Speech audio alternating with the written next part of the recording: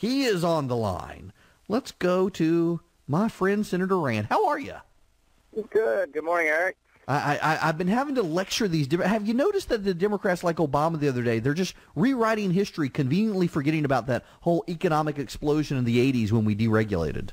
Well, you know, the interesting thing is we're still fighting the battle that they don't understand that when Reagan lowered rates, tax revenue actually did rise.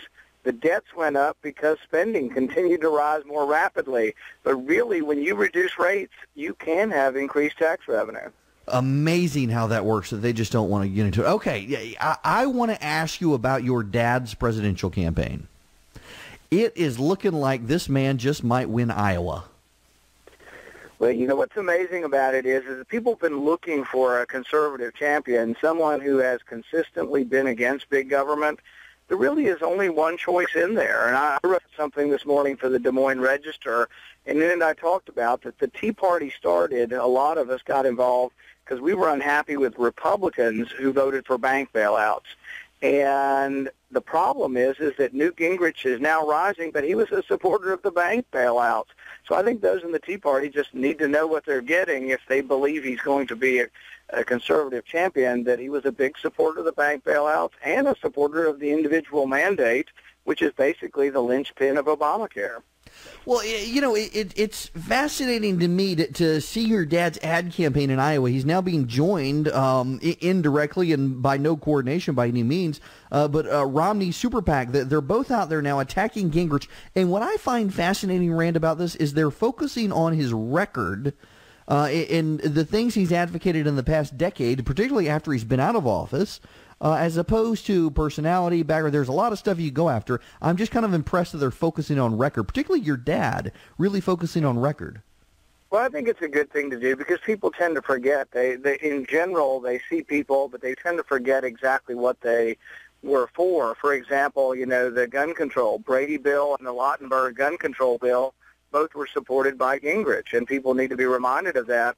In recent history, you know, in that race in upstate New York, when all the conservatives came on board for Doug Hoffman, Gingrich was on the other side for the liberal. So these are important things. Cap and trade. Gingrich has been for cap and trade, doing commercials with Nancy Pelosi. Education. He voted for the Department of Education. He traveled the country with Al Sharpton talking about what a great plan Obama had for education. I had forgotten about that. There will be some pictures, I'm sure, of he and Al Sharpton lecturing the country on why the federal government ought to be taking over education.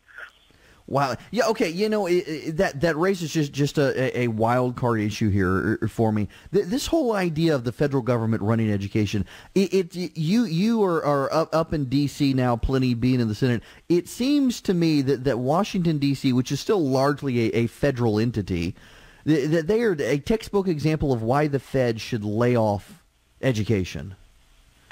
Yeah, and the thing is if you look at spending on education and you look at test scores, there's no correlation. Spending has been going through the roof. We spend $20,000 per pupil in Washington, D.C. The scores are abysmal. There's no evidence that we're succeeding with Washington, D.C. schools, but we spend more money every year. We've been doing it for years. We throw money at it. I've been a member of the Republican Party since I was a kid, and I remember the Reagan years when Reagan fought to get rid of the Department of Education when it was part of our Republican platform. But that's the other thing. People who think Gingrich is going to be the conservative champion need to realize he was on the other side of all these battles. When all the Republicans fought the Department of Education, he was voting for it.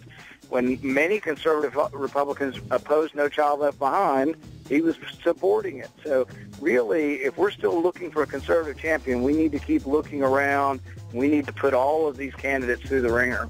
Hey, I got to take a quick time out. Can you stick around for a couple more minutes? Sure. All right, be right back.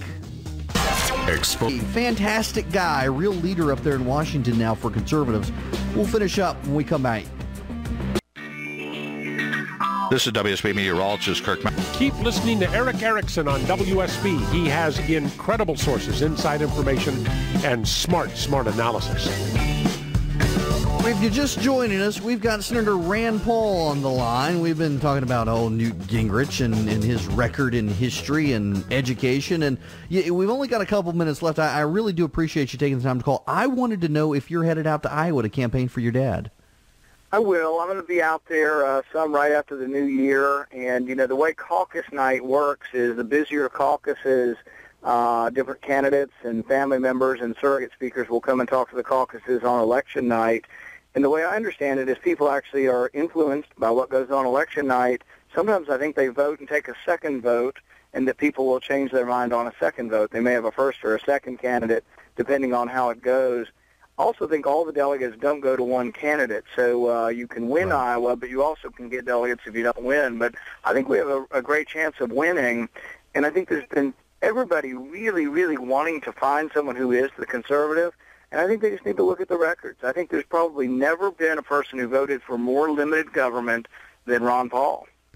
Well, last night I've got a show on Neal's flagship station, WSB in Atlanta, and a guy called in and wanted to know, where is the Tea Party movement this year? You were probably the best person to ask, given your Tea Party-led win in Kentucky. A lot of people didn't think you could do it. I did. But a lot of people didn't. And where do you see the Tea Party movement right now? Going to Gingrich or Romney? You know, I'm not positive what exactly will happen. What I'm trying to let people know is that I think the Tea Party, even though everybody has their own claim to the Tea Party, but I think the Tea Party started for two primary reasons. We were concerned about debt. We're concerned about the future for our kids and our country. We were also concerned that the Republicans weren't staying true to what they believed in, and that Republicans were voting for things like the bank bailout.